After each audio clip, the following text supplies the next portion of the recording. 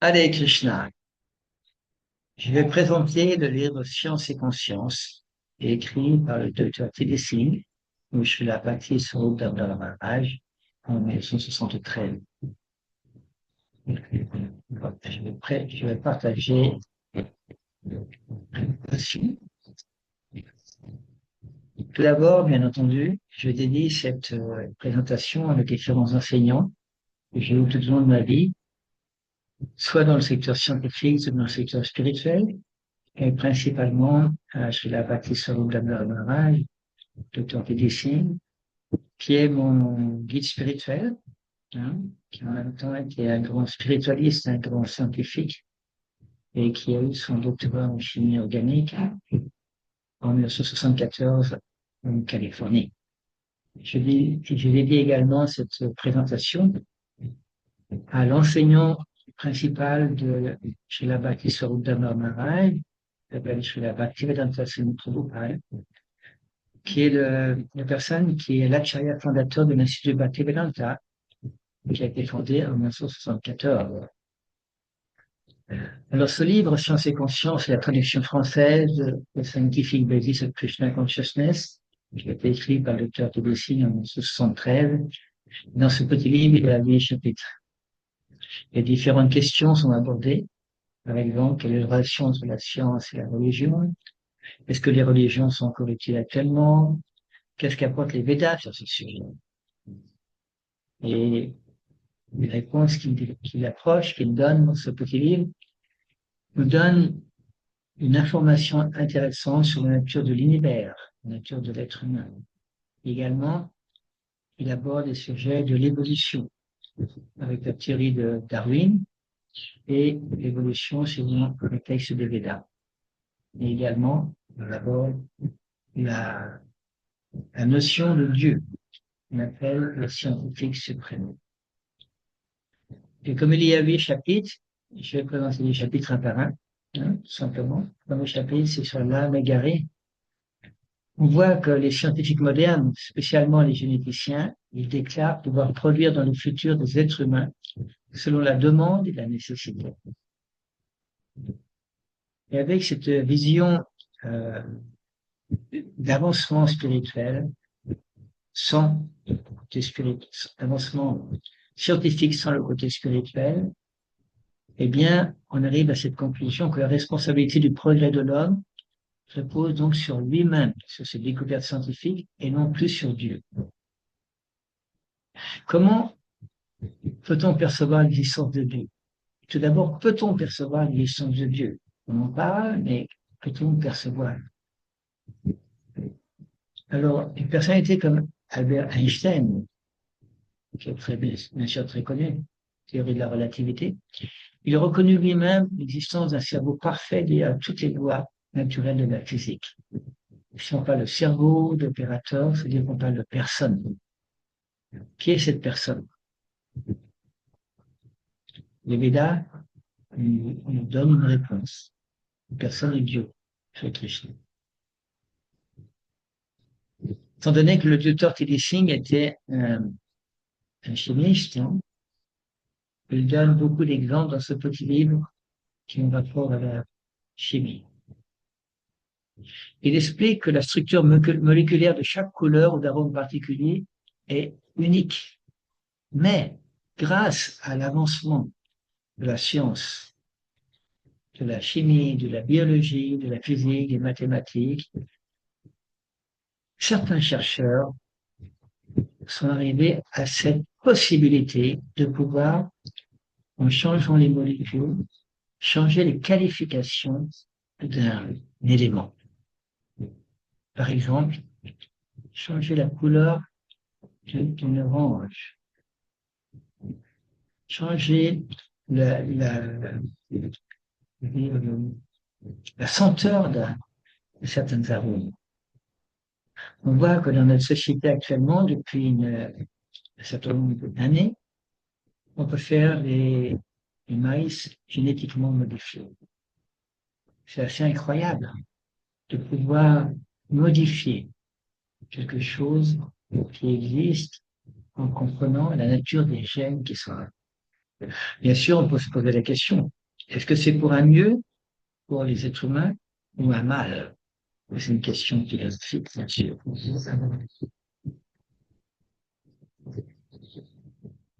Mais le problème principal des scientifiques matérialistes, ça réside dans le fait qu'ils négligent généralement l'aspect fondamental le plus important de leur recherche.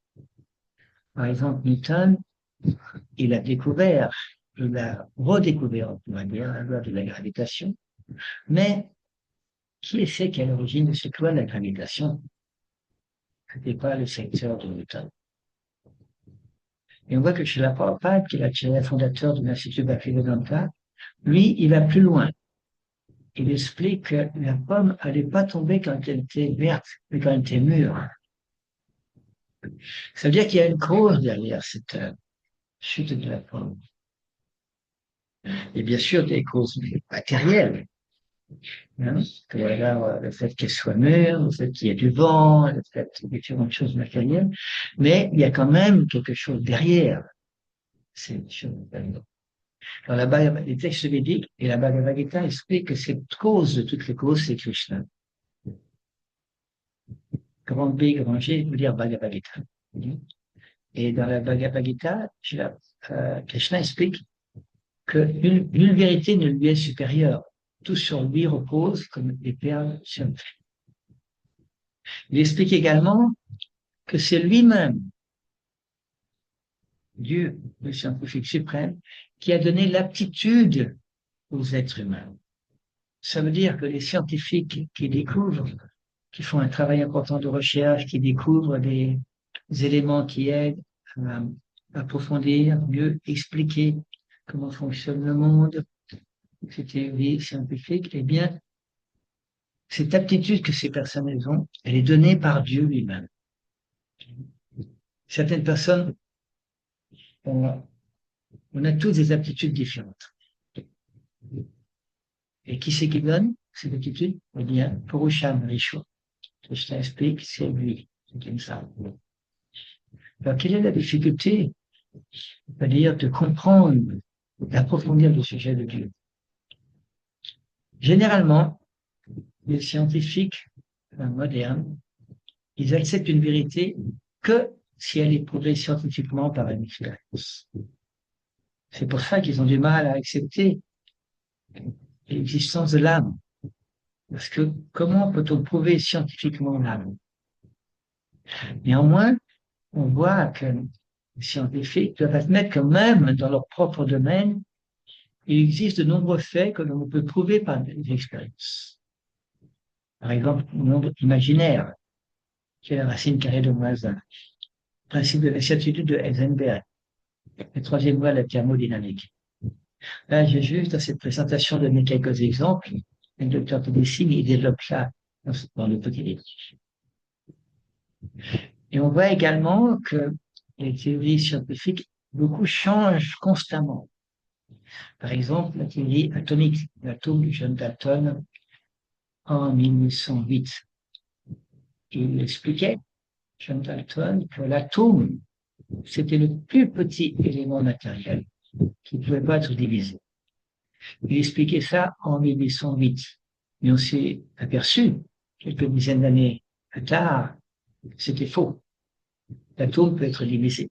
C'est pour ça qu'on a des neutrons, électrons, protons.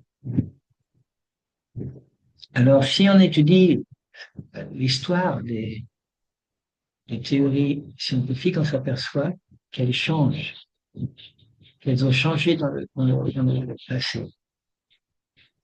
Probablement, elles vont changer dans le futur.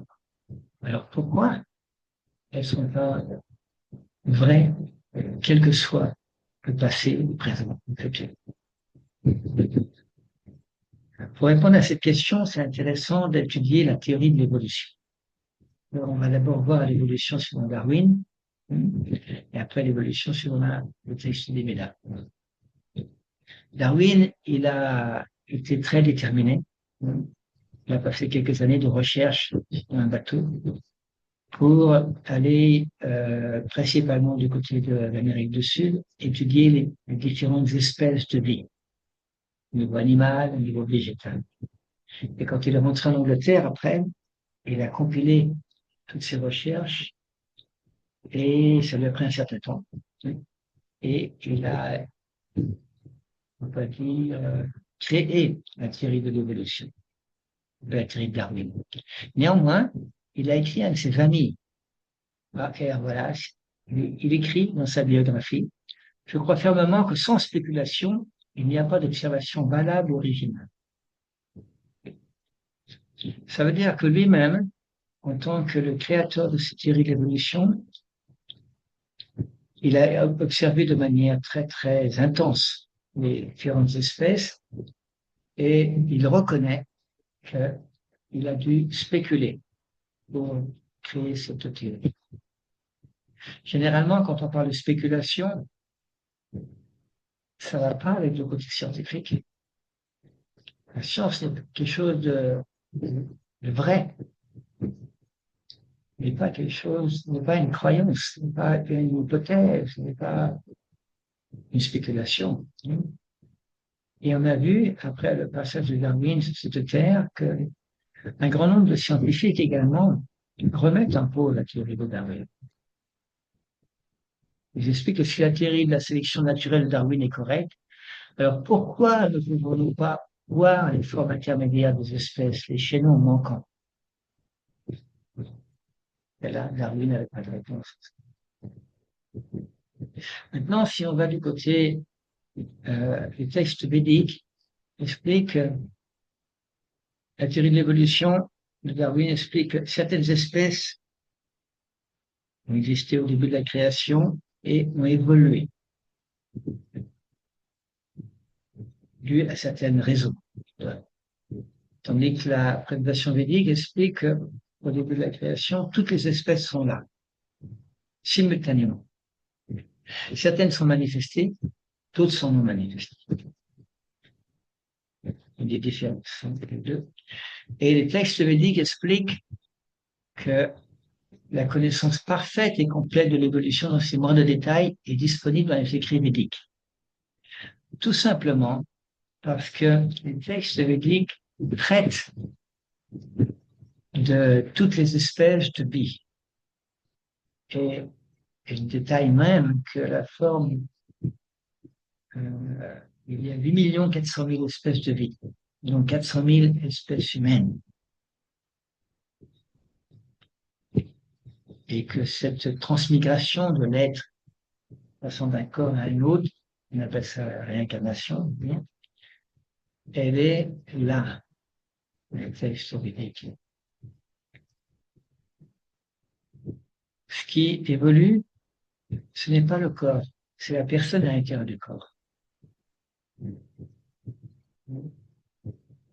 Réincarnation, on peut dire interne, on voit qu'on change de corps d'enfant, adolescent, adulte, vieillard, et réincarnation externe, c'est-à-dire qu'actuellement, disons, nous avons un corps humain, et suivant vos pensées récentes de la mort, nous allons reprendre un autre corps, humain, animal, divinité, on ne sait pas pour l'instant. C'est pour ça que le côté des Védas, Veda veut dire connaissance. Ça veut dire que tous les sujets qui sont abordés dans les Védas, comme l'évolution, sont ici pour nous aider à mieux comprendre, mieux connaître. Qui suis-je? Comment fonctionne ce monde? Est-ce qu'il y a une origine? Est-ce qu'il y a un Dieu? Toutes ces questions fondamentales. Et ce secteur le plus important d'éducation, se connaître soi-même, le côté scientifique actuel est négligé. Néanmoins, les scientifiques ont cette capacité de chercher la connaissance, surtout dans la recherche, une grande curiosité, un désir de savoir. Alors, si ce désir de savoir est là, pourquoi pas utiliser pour essayer de comprendre qui est? Est-ce qu'il y a une origine à ce monde? Est-ce qu'il y a un Dieu? Dans la Bhagavad Gita, Krishna explique que c'est l'état de conscience, l'instant de quitter le corps, qui va déterminer la vie future. Et c'est ça l'évolution. C'est l'évolution de la conscience d'Albert. Il fait également un point très important sur l'autorité des Védas. Les Védas ont été mis par écrit de plus de 5000 ans dans le sanskrit en Inde. Et on peut se poser la question. On parle d'autorité des Védas, mais pourquoi ce sont des textes qui sont reconnus comme des autorités? Alors, les Védas expliquent que cette connaissance des Védas a été transmise de Krishna à différentes personnalités comme Brahma, qui a lui-même transmis à différentes personnalités comme Narada, comme Vyasa, la succession disciplique. Auparavant, c'était enseigné de manière orale. Maintenant, on a besoin des écrits. Auparavant, les gens avaient une grande qualification. À l'écoute, ils pouvaient se souvenir. Nous, on a du mal à se souvenir de ce qu'on faisait il y a une semaine. C'est pas pour ça qu'on a besoin des écrits. Alors, comment est-ce qu'on peut accepter les Védas comme autorité? Chez la Prabhupada, j'explique tout simplement, c'est comme si on veut savoir qui est notre père, on demande à notre mère. C'est la personne qualifiée, elle fait autorité. Donc, la difficulté, le problème qu'on a dans le monde matériel, c'est qu'il y a 4 principaux défauts qui sont liés à notre état conditionné. On possède des sens imparfaits. On a tendance à tromper autrui. On commet des erreurs. On est sujet à l'illusion. Alors, si on a ces 4 imperfections, comment on peut transmettre quelque chose de vrai, de clair, de complet? Comment on peut savoir quelle est l'autorité suprême si on a ces 4 imperfections? C'est pour ça qu'on peut le savoir si on étudie la vie, les enseignements de personnes qui sont libérées de ces 4 conditionnements. Et là, nous avons Brahma, que Krishna a enseigné, nous avons Narada, nous avons les textes védiques, la Bhagavad Gita, le Srimad Bhagavatam, nous avons les grandes personnalités, les Mahacharyas, les Acharyas, nous avons Chaitanya Mahaprabhu, nous avons les Goswami, nous avons Srila Bhaktisiddhanta Sarasvati Thakur, nous avons Srila Bhaktivedanta Swami Prabhupada. Toutes ces grandes personnalités reconnaissent que les Védas sont autorités. J'ai rajouté à la présentation de ce petit livre du Dr. T.D. Singh une citation qu'il a faite en 1983, c'est-à-dire une dizaine d'années après avoir écrit ce livre-là, parce que ça m'a paru intéressant à étudier cette citation. Il explique que dans la science moderne, ce que nous étudions de la vie, ce ne sont en réalité que les interactions entre le soi éternel et l'énergie externe de la source primordiale.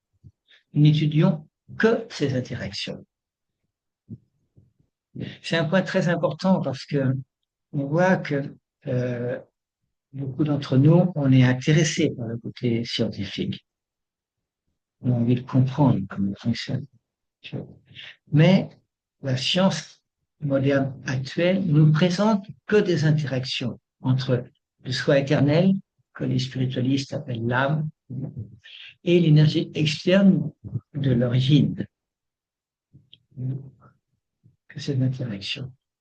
On peut dire c'est déjà pas mal, hein, mais ce n'est pas complet. Ça.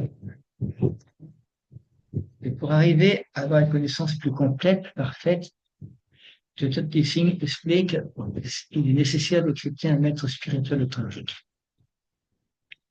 Alors, qu'est-ce que c'est qu'un maître spirituel authentique? Quelles sont ses qualifications? Dr. T. Singh explique qu'il a principalement 2 qualifications.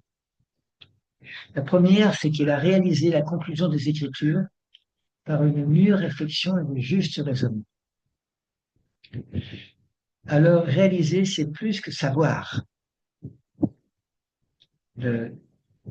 Par notre curiosité, on va pouvoir savoir certaines choses.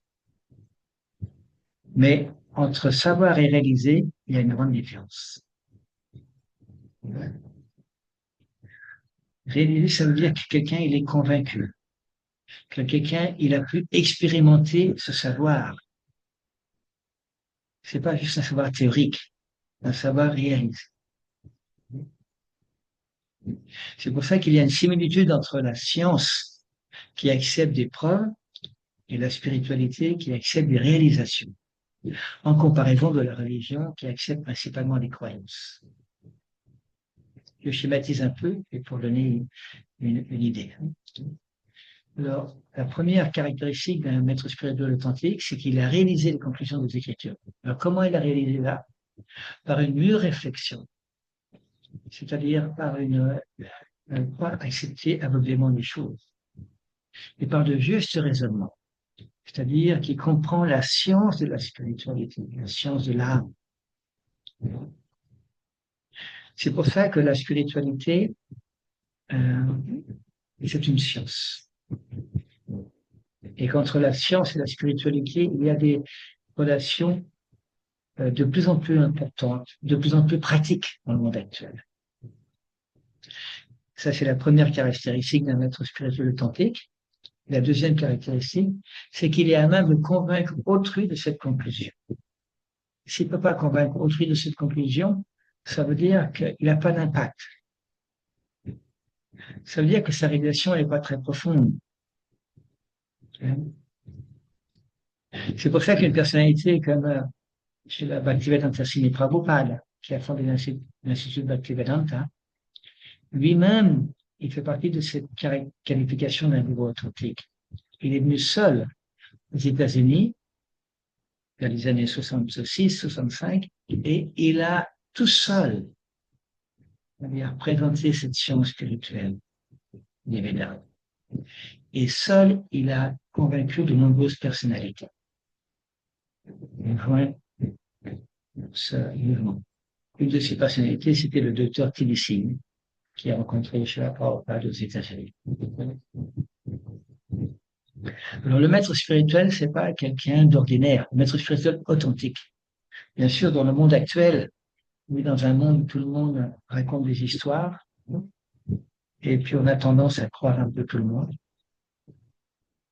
Mais le principe dans les Védas, c'est que les Védas sont complets, sont parfaits, et peuvent être transmis uniquement par des maîtres spirituels authentiques.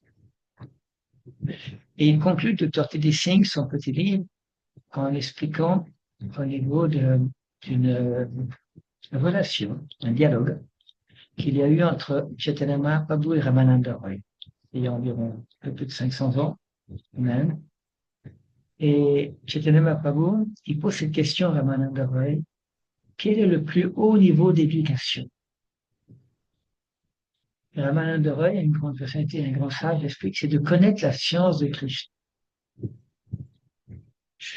Ça veut dire que quand on parle d'éducation, généralement, nous-mêmes, c'est l'éducation dans un secteur, c'est-à-dire mathématiques, physique, sociologie, psychologie, art.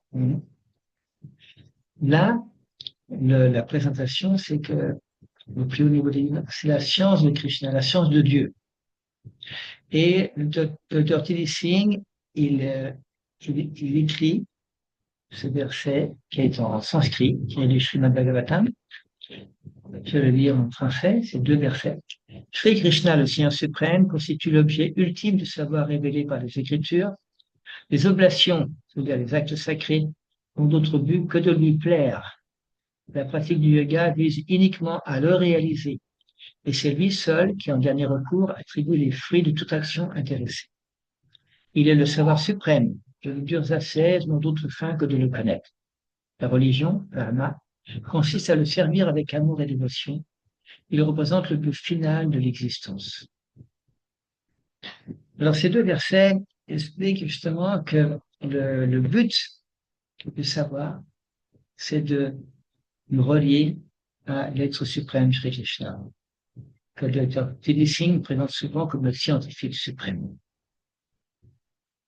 Et il continue en expliquant que le processus pour réaliser cette relation avec Krishna, ça s'appelle le Bhakti Yoga, le service de dévotion. Et que le moyen pour réaliser cette relation spirituelle avec Krishna, c'est le Sankirtan Yoga, le chant de glorification du nom du Seigneur. Et il nous donne un des versets des Védas qui explique que dans l'âge actuel, qu'on appelle l'âge de Kali, c'est un âge qui est présenté comme un ère de discorde et d'hypocrisie. Chanter le Saint du Seigneur est la seule voie de salut. Il n'y a pas d'autre moyen, pas d'autre moyen, pas d'autre moyen. C'est le système de réalisation adapté à l'âge dans lequel nous vivons, d'après les textes des Védas.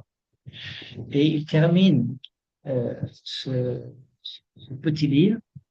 Au début de dans l'introduction, il expliquait qu'il écrivait ce petit livre principalement pour ses amis scientifiques.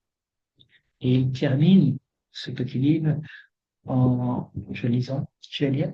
Nous demandons donc humblement à tous, scientifiques, philosophes, hommes d'affaires, politiciens et autres, de bien vouloir chanter le mantra Hare Krishna, Krishna, Krishna, Hare Hare, Hare Rama, Rama Rama, Hare Hare. Là, j'ai présenté quelques points importants de ce petit livre, Science et conscience en français, The Scientific Basis of Krishna Consciousness en anglais.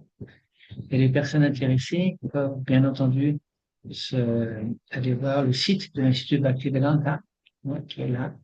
Et il y a beaucoup de livres de médecine qui sont proposés dans ce site. J'ai mis les références, j'ai mis mon contact, mon téléphone, mon adresse mail et l'adresse de la chaîne YouTube en français, Science et Spiritualité. Je vais mettre cet enregistrement sur cette chaîne-là. Également, j'ai également une autre chaîne YouTube en anglais, Science and Spiritualité. Merci beaucoup d'avoir écouté. Allez, Christian.